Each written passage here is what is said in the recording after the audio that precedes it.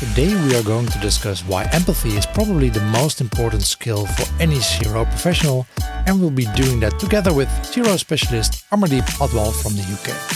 My name is Gideon Jansen and welcome to CRO Cafe, the podcast where I show you the behind the scenes of optimization teams and talk with their specialists about data and human-driven optimization and implementing a culture of experimentation and validation.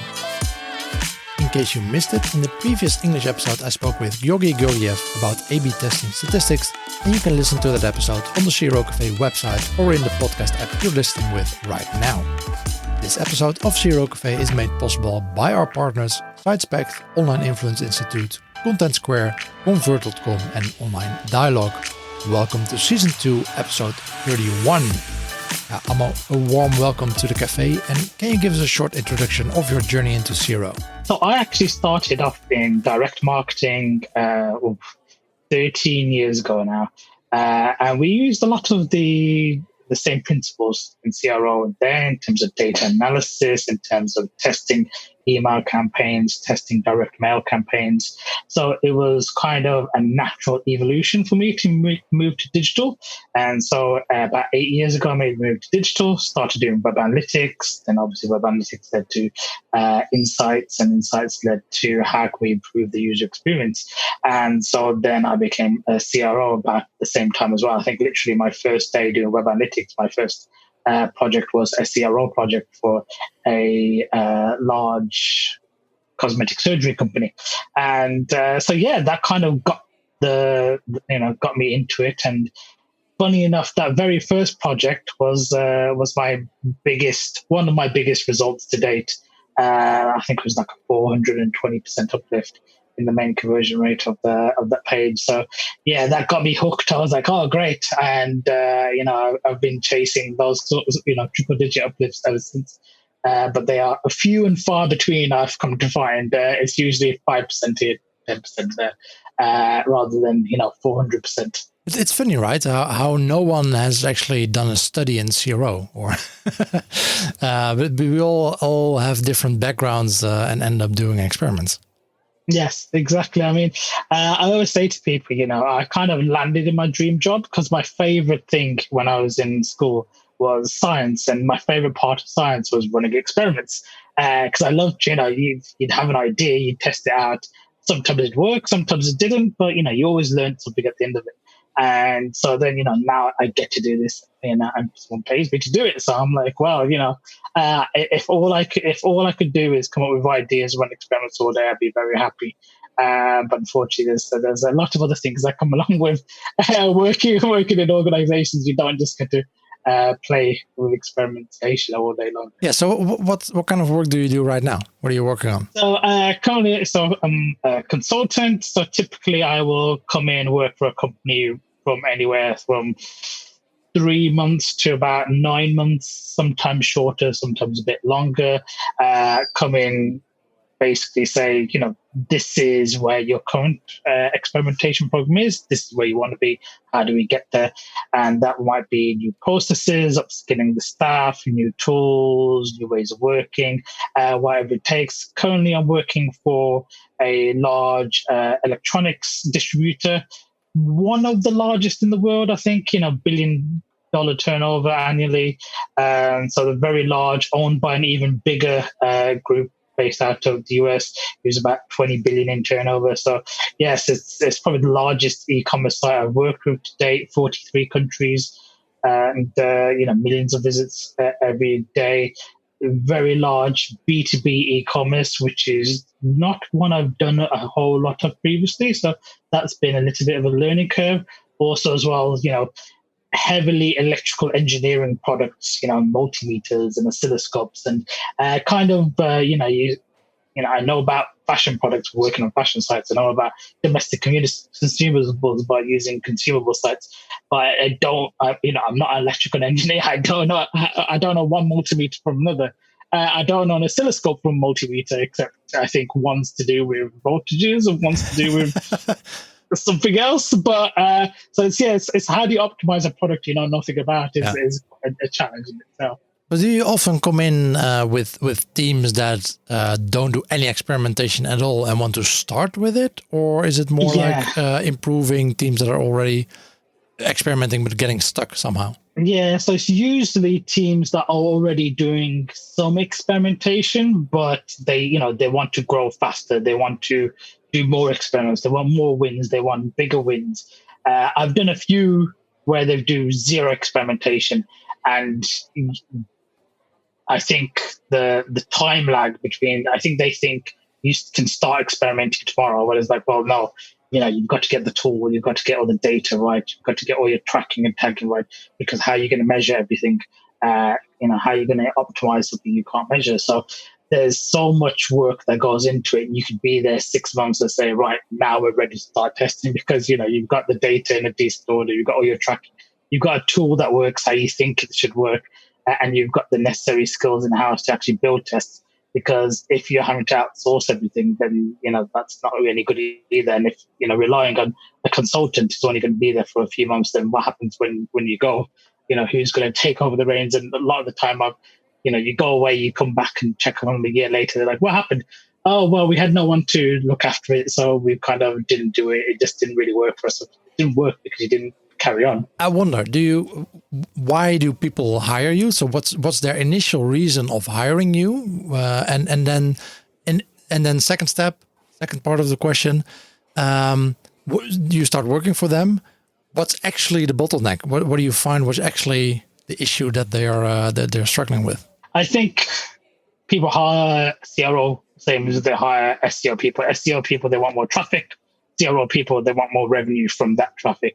And that's essentially it. They want a better conversion rate. We're converting at 3%. We want to be converting at 5%. We're converting 5%. We want to be converted at 10%. So you say just fire your SEO person and your conversion will go up. Less traffic. Yes, I've actually said, so if all you care about it was a conversion rate, I was like, right, let's exclude all the bounce visits. There you go. That's 50% increase over there. You go. And there you go. That's a simple way to do it. But yeah, so it's revenue. It tends to be they want to increase their revenue.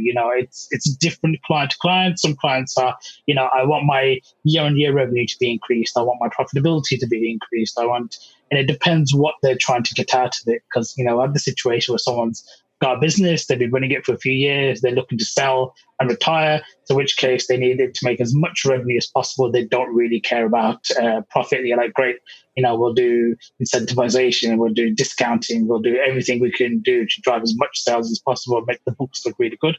Other companies are like, I want this company, I've got this side business that I wanted to be my full-time business. I needed to make as much profit as possible.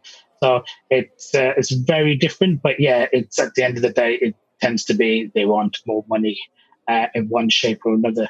I think the biggest bottleneck for a lot of organizations is, they've heard the term, they know it's about running experiments, but they don't know how do you get started. They've tried maybe changing a button color or changing the image, and you're like, oh, it didn't work, nothing happened. It's like, because you're just testing random things. You don't have a hypothesis, you don't have any data, you don't have UX, you don't have user research. All you've got is a tool, and you're just changing things at random and crossing your fingers and hoping for the best. Whereas A/B testing, CRO follows the scientific principle is that you need to have a theory that you are testing out. If the test doesn't work, then that shows you that theory is incorrect. So there's either a gap in your knowledge, or you've disproved that something works. For example, the button should be orange. Okay, you tested it out, didn't work. Have you proved that your button shouldn't be orange? You can say that.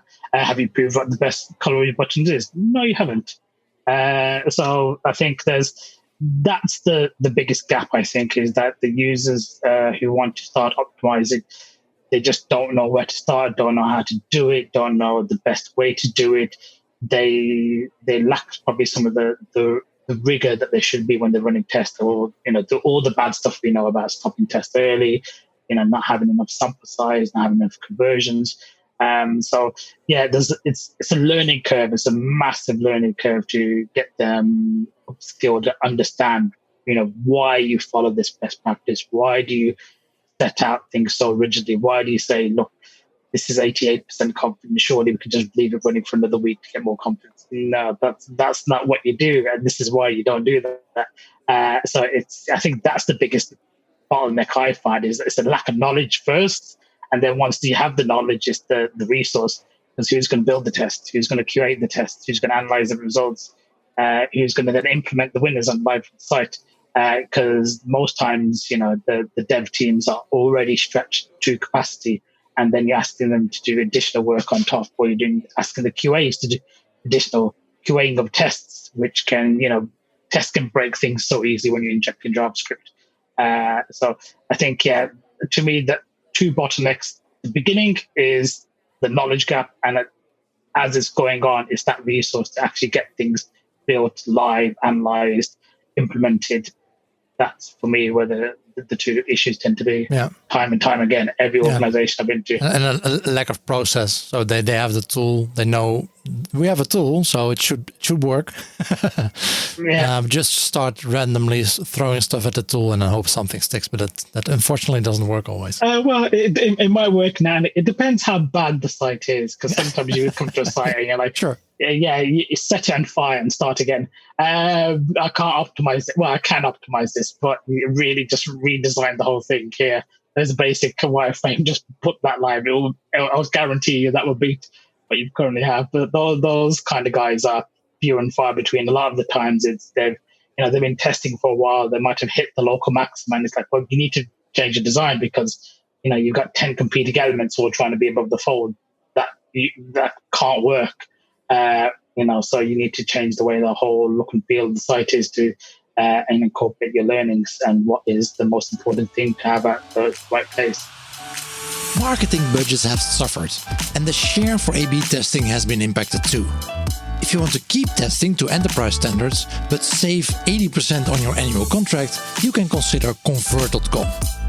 With their summer release, you can take advantage of full stack and hybrid features, strong privacy compliance, no blink, and enterprise-grade security. Feel good about your smart business decision. Invest what you save back in your CRO program. Check out www.convert.com/2020.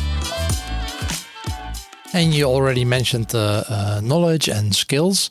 And so that's a nice segue into our main topic of today, because a couple of weeks ago you told me, or you mentioned that empathy is probably the most important skill for any CRO.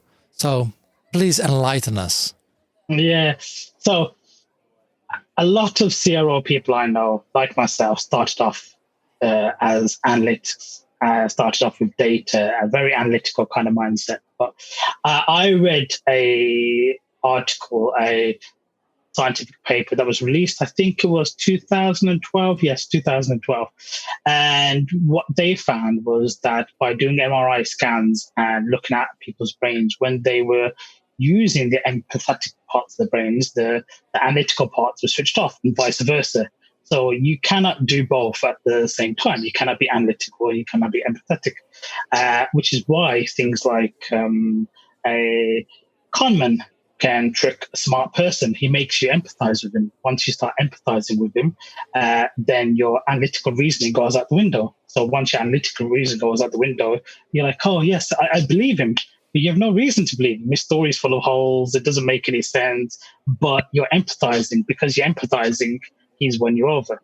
Now, as a CRO person, what you're trying to do is you're trying to convince a user to take an action that you would like them to do. So you need to be able to empathize with them, think what they're thinking, feel what they're thinking, have an idea of the problems.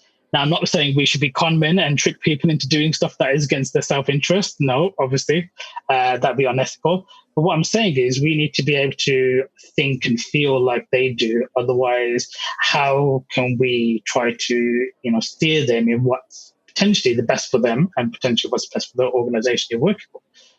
So this is why I think, empathy is probably one of the strongest skills, but it is also one of the hardest ones to use, because if you're constantly looking at data, if you're constantly looking at user research and being quantitative and qualitative and say, right, okay, I understand why that is. I see this links to this user problem, this links to that problem statement, I've got all this information, great, but how is that user actually feeling?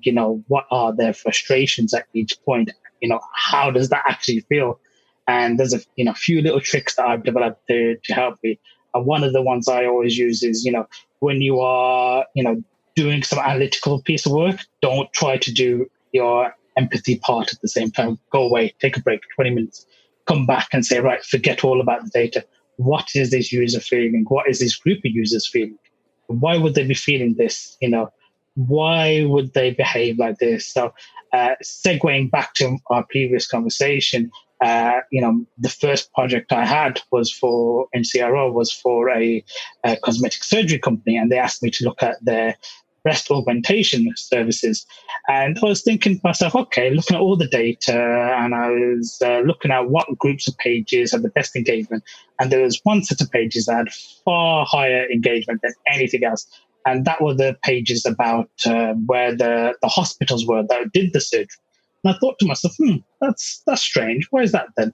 And then I started reading more about the company, about what made them different from their competitors. And one of the key differentiators was that the fact that they had their own hospitals spread out across the country where you could go and get your surgery done. And 90% of the UK population was in 30 minutes. And I thought that's really important. If I was having surgery, regardless of if it's cosmetic or an actual, I want it done near home, just in case anything happens. My family's close by, someone can come see me, etc. I'm not going to have to travel too far. So yes, it's really important to have these hospitals close to where you are. So the simple test I did was a little call to action with a map ahead of it, which had the little pins of all the hospitals, so people could see, these are all across the country. There's one right next to where I am. And we put that across the site. And this is like I said, this is the experiment that had led to a 400% increase in users actually going to the sign-up page and inquiring about cosmetic surgery, and about 100% increase in users actually filling that form out. So it wasn't just the next step to optimize, it was the whole journey. And completely smashed out of the park. But it wouldn't have happened, if I couldn't have empathized with that user and that user process. And the only way I did that was first having the data, then coming and thinking, what does that data actually mean to the user? Why are they behaving like this?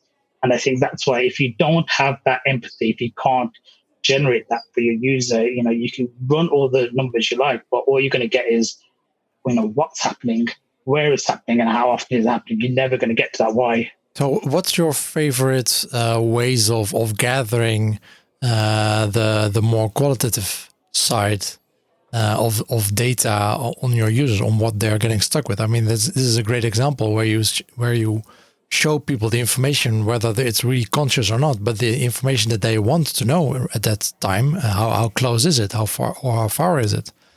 So what are your favorite methods or tools to gather this data? So I love web analytics for telling me where things are happening or what's happening, because that really helps you to focus down. Because the example I said previously, if I had not gone down and found those pages, I couldn't find out, why is this happening? So I think that's what you got to do, is find some user behavior that's different, find some segment, a set of pages that have much different,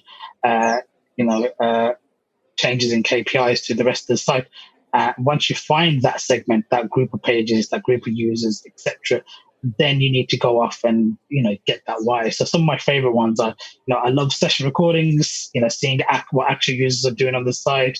I love heat maps to see where they're clicking, where they trying to click but there isn't a click. And surveys are good if they're done correctly, but one, I think the top one for me, the one I found always most helpful, is moderated user testing, because you can actually ask users, this is, why are you doing this? How would you feel about this? Why wouldn't this work? And I think once you've got all those bits of data, then all those bits of information, and then you understand and you can feel how your users do, you can empathize with them. Then it's also about looking at the competitors, because competitive research is one I also love as well, to find out, right, this is what the client is doing, this is what everyone else is doing. Where's the differentiator? How does that solve my user's problem? Once you can do that, you can use that empathy, you can use that the way the user's thinking and feeling. You can find out the areas that potentially separate you from the rest of the market, then you can try to fix those user problems. So yeah, I think main tools, I think ones that most people know about, and but yeah, I think moderated user testing is probably the best one for me. I think it's just, especially if you can get your user profile really tight and you can find this is the exact type of user I want. I've even had the case where worked with a CEO of a company, and he told me, no, this is not a problem. That's not what our users care about. And then you actually go and ask 10 users, and they all say, yeah, I hate this. Or no, this is a big issue for me. And then he's like, okay, right, how do we fix this? And so there's no more trying to convince them, because you're not just a consultant. The actual customers are telling these guys what's wrong. And I think that's really powerful, is when the customers say, oh, I hate your images. I can't see the cut of the material on the model, or one of your competitors has video. I can see how the material moves, so I can see, is it going to be right for when I go out with my friends. So it's really powerful to get that information, get that in front of the people who make the decisions. Yeah, I think that's one of the most valuable things coming out of user research. Those recorded videos of frustrated users, combining those in one frustration video and sending that to managers, and they quickly want to fix things. Yeah. So we're talking about empathy, and of course, there's most people are at least familiar with IQ, but there's also EQ. So for the people amongst us, the more analysts that actually want to measure this is something we can measure of ourselves. There are EQ tests out there. If you Google for those, you'll come across a couple of them. So we want to have more empathy with the users to improve our work. So why do you think, how can we develop our empathy? How can we become better at this? I think it's the only way to empathize with your users is to actually feel some of their frustrations. And I think one of the key things that I always do is do what your users do, but don't just do it once, do it 10, 20 times. I once had to find a intermittent tracking issue in the checkout, which involved me actually going all the way through the checkout and hitting confirmation page. And I had to do that 20, 30 times in one day. The things that weren't annoying me, 5, 10 times were really annoying me 20, 30 times in. So then I was thinking, well, actually, our users aren't as familiar with the website as I am. So what annoys me after 30 times is what annoys them after the first go. And that's when you quickly start thinking, yes, that's really bad. That's so annoying. I hate that. Why do I have to do this every time like that? Because you get used to the foibles of your website, because, you have to enter the address in this way, otherwise it doesn't work. Well, no, why should that be like that? Why should you have to enter your postcode in without spaces, because every other website caters for it? No, you find tricks to make your website work after you've been using it for a number of days, even, or weeks. But users who are coming there for the first time, or users who don't use your website for 8 hours a day like you do, aren't aware of all these tricks, aren't aware of all the different features and products. You try doing it the way they are doing it. So you use your session recording to say, right, this is how they are entering in different products, one item at a time, one item at a time, rather than using a bulk upload tool to enter in 100. It gets really annoying. Why aren't they using the bulk upload tool? Because they don't know where it is. It's hidden away in the navigation. There's nothing to tell them that it's, here's this great feature that does exactly what you're trying to do. But you can, when someone is entering in 100 different products and searching for them one by one, you can flag up, hey, did you know we've got this great upload tool? You just paste everything in your list, then you can add it all into the cart in one go, rather than search it one by one by one by one. And it's we forget that our users aren't experts with our website. I think we assume everybody has the same amount of knowledge that we do. And I think that's why empathy goes very closely with one of my big things in CRO, which is clarity. Everything should be as clear as possible. You shouldn't have to think about what the next step is. What happens if I click this button? How do I do this? It should just be there. It should just work right the first time. It should work exactly how you want to do. If I'm tabbing through the site, that should work too. I might not be using my mouse because I've got to take my hands off the keyboard. That's how you got to do it. You've got to make it as good for every user as possible. And the only way you can do that is, like I said, if you try to do things the way they do it, if you try to mimic their struggles. I think mimicry is a really powerful way to increase your empathy, because by mimicking actions, you can start, build up the empathy to them, because you're actually doing what they're doing. You're literally walking a mile in their shoes, which is the saying that comes along with empathy. For over 10 years now, Online Dialogue advises about evidence-based conversion optimization with a focus on data and psychology. We see that analyzing data and recognizing customer behavior results in a better online dialogue with your clients and a higher ROI. The team of strategists, analysts, psychologists and UX specialists gathers valuable insights in the online behavior of your visitors, and together with you they optimize the different elements of your CRO program through redesign, expert reviews, A/B tests and behavioral analysis. For more information about their services, go to onlinedialogue.com. Besides looking at your own website and basically becoming your own customer, that's what you're saying. Yeah, essentially. So besides the website, would there be other ways of developing your empathy? Yeah, so some of the, talking to customers is really great. I think if you can get into the mindset, that's what empathy is literally, is can you feel and think the way your customers do? So one way is to mimic their actions, use your own website, become a customer. The other way is to actually find out as much about your customer as possible. Because if you can understand who they are and what drives them, what motivates them. So the classic one is customer personas. If you have really good customer personas, then yeah, that is your empathy right there. That is who they are. What are their struggles? What are their pain points? What are they trying to do? What could hold them back? So that's a really good way to develop, empathy, to be able to think and feel like your customers. If you have every one of your user types on the site, then you have, that's a shortcut to get in there. And I think that's something that people miss with user personas. They kind of try to build a user persona that's, very, very task focused, rather than this is what the user feels, this is what frustrates them, this is where the lack of knowledge is. So I might be, let's take myself. If I am buying something on behalf of an engineer on my current client's website, I am not an engineer. I do not know if this one part is the same as that part. All I have to go on is a part number. So if you show me 5 products, when I search for that part, which one's the right one? They might all have the same part number. They might do all the same thing. I don't know that because I am not the expert. I'm not the engineer. So that is my user struggle. That is my pain point. That is how I empathize with that user. But the only way you can find that out is by understanding what they're doing, why they're doing it. And like I said, it's really good customer user research that builds up some really strong personas will massively help you cut that time down to understanding and empathizing, because you've got it right there. You've got really solid user personas.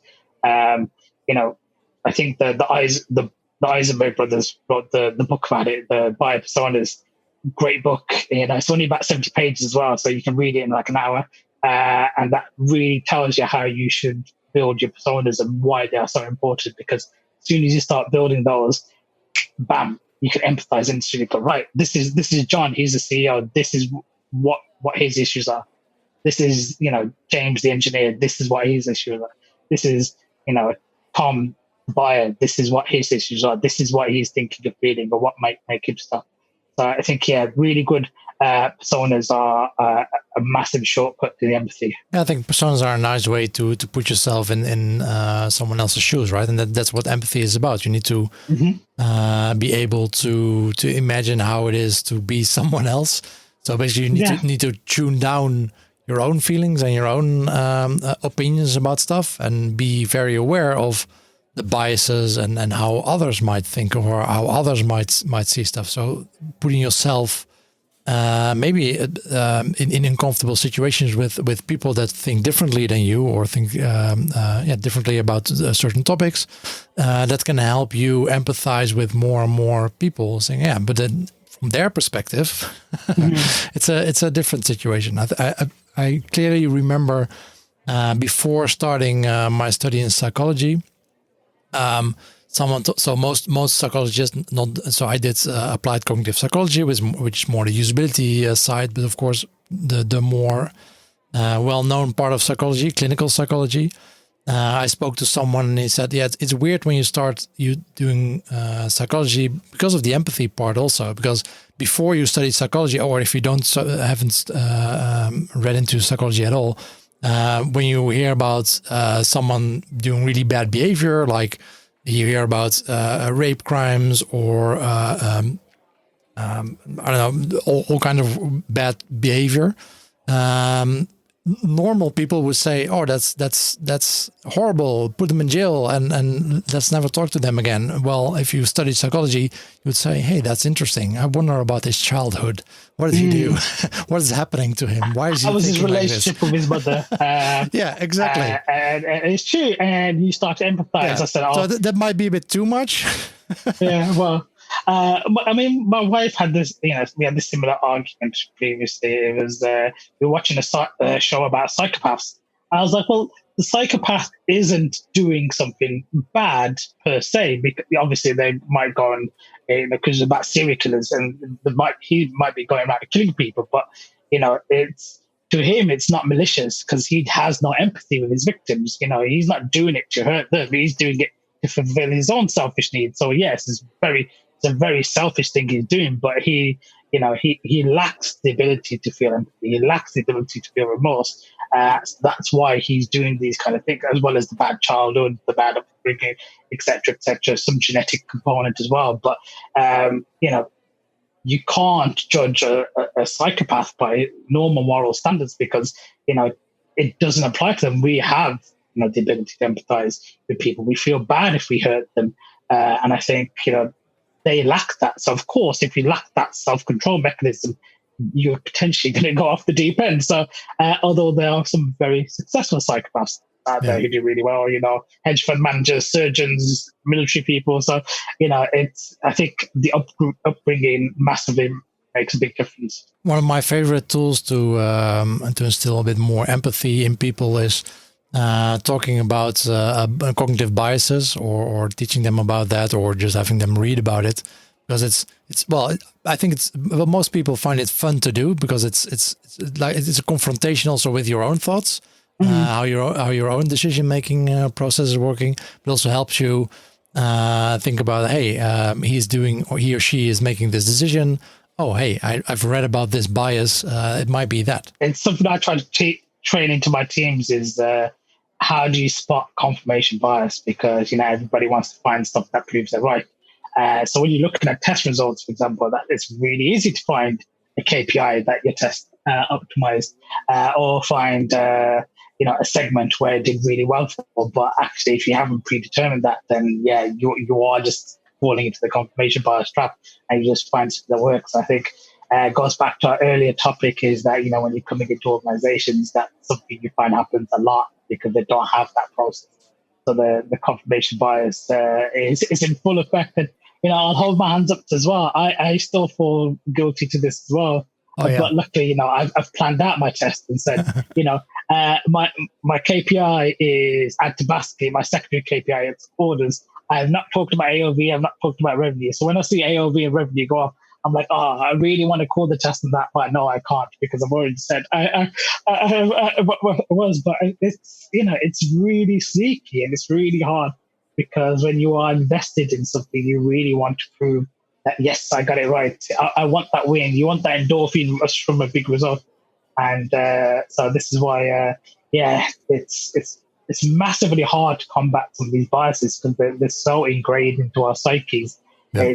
They're like mental shortcuts, aren't they? So you know this as a study psychology, mental shortcuts to cut down on thinking, and that is something that the human brain is hardwired to try to avoid, is to cut down on thinking, be very emotive. Yeah, thinking is really expensive for your brain, so it wants to save as much energy as possible.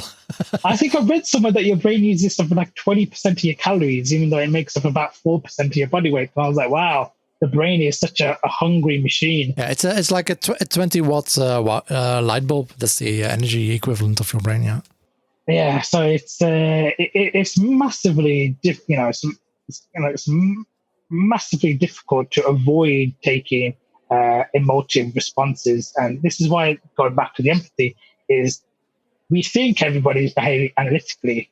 I'm going to choose this product because it's better than this product. But actually, emotively, I want that one because it looks nice. It's going to fit better on my coffee table. That's the emotive versus the analytical. We think people are behaving and purchasing analytically, but they're being emotive. So if you can't get into that emotive frame of mind, how can you then optimize that behavior? Because that black stereo might fit in very nice to the decor, but it's not as good as the lovely silver one. But did you also know it comes in black?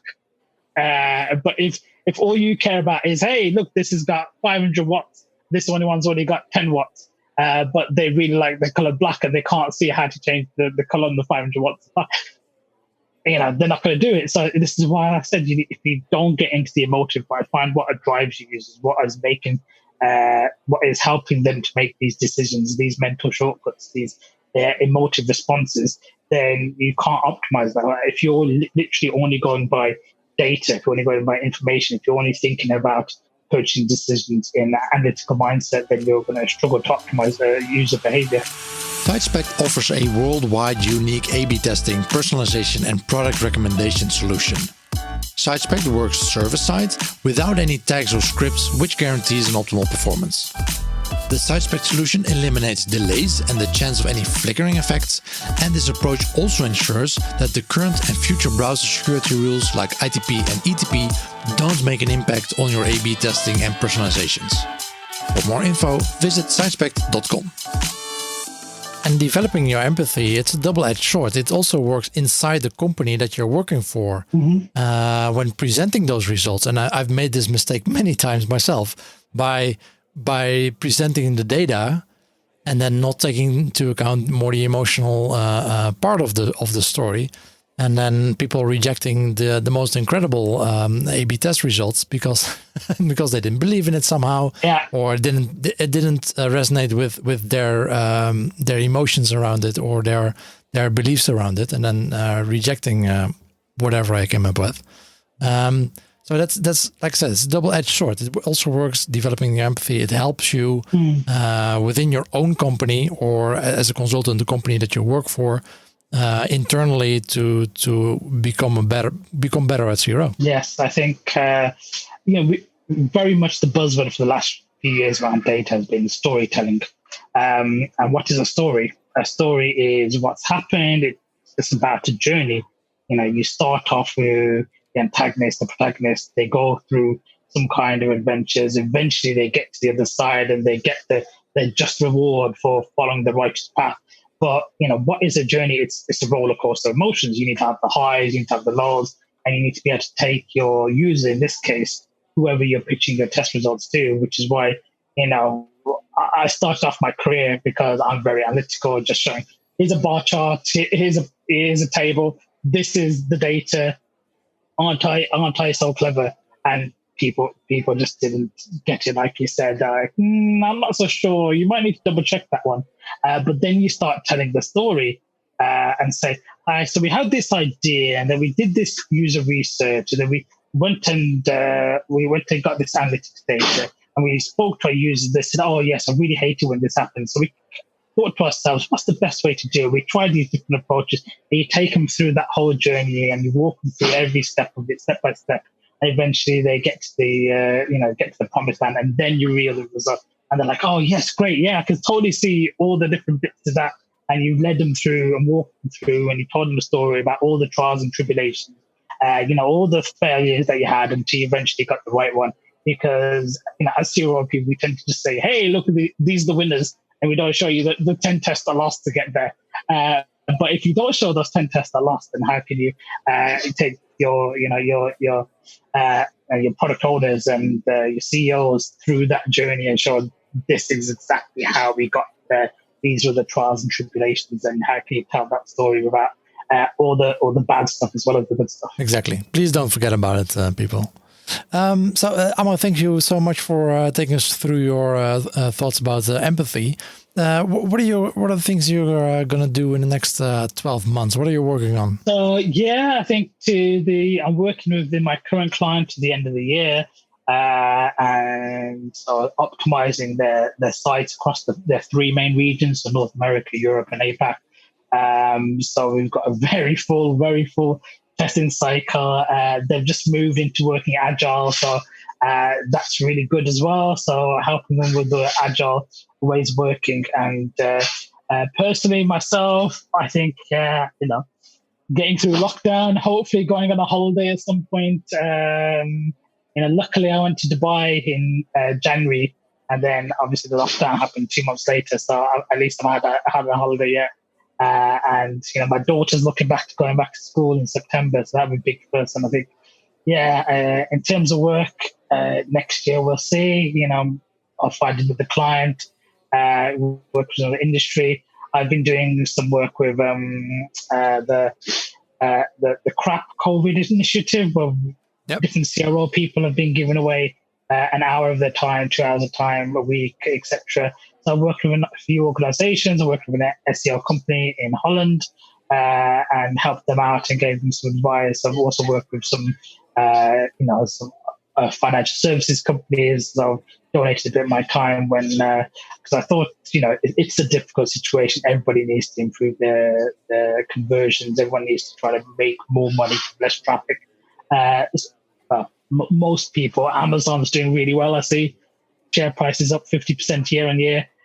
So Jeff Bezos is doing very well for himself. I think he's increased his net worth by about 50 billion since the lockdown. So someone's doing okay, but I think there's a lot of companies, a lot of people that are struggling. So I think I'm trying to do a little bit more of that, trying to give more back to the community. I was really looking forward to going to Conversion Hotel in November. My favorite conference. I've been the last 4 years in a row, but I don't think it's going to happen this year. I've not managed to go to any conferences, so this year everyone's been cancelled. So that's a big shame for me. Yeah, we did a podcast on the CRAP initiative for COVID-19 for CROs, and if you want to listen to that one, we will link to that in the show notes. And as a final question, Amo, any books you'd like to tip to our audience? So I've got a couple. I think one was by Nate Silver. If you don't know Nate Silver, he runs 538. It's a website that analyzes sports, politics, and some science. Very data heavy. And he goes into, his book is called, I believe it's called The Noise and the Signal. And it's about how do we separate the signal, the insights from all the noise that we have. We have so much data in the day. We have too much of it. How do we get what's right and how's not? And he goes through different examples of where this lack of ability to separate signal and noise has caused some big issues. So everything from, the big housing market crash caused by all the over leveraging of the banks to, September 11th to other bits as well. So he walks us through the science, I suppose, involved in how do you separate noise from data, which is for CRO people is really important because that's what we're essentially trying to do. What is an actual result and what is just noise? So that's one of my favorite books, and I'll probably read it about once every 6 months or so, just because there's so many nuggets in there that it's hard to remember them all. Nice. We'll definitely link to that book in the show notes. Amo, thank you so much for joining us in the CRO Cafe podcast. Thank you very much. Love to talk to you soon, and have a good day. You too. Bye-bye. Bye-bye. Which concludes Season 2, Episode 31 of the CRO Cafe podcast with Amrdeep Athwal. If you're interested in promoting your products or services to the best CRO specialist in the world, please take a look at cro.cafe/partner to see how we can collaborate. And although we started out as a Dutch podcast, I can fully understand that you want to skip all the Dutch gobbledygook. Please go to cro.cafe/English to get an overview of our English episodes and to subscribe to get notified about our English content. Next English episode is in 2 weeks, in which I talk with ex-Googler and founder of Experimentation Zone, AJ Davis. And in that episode, we'll be talking about leveling up your user research and why and how you can make creativity a priority in your CRO process. Talk to you next episode, and always be optimizing.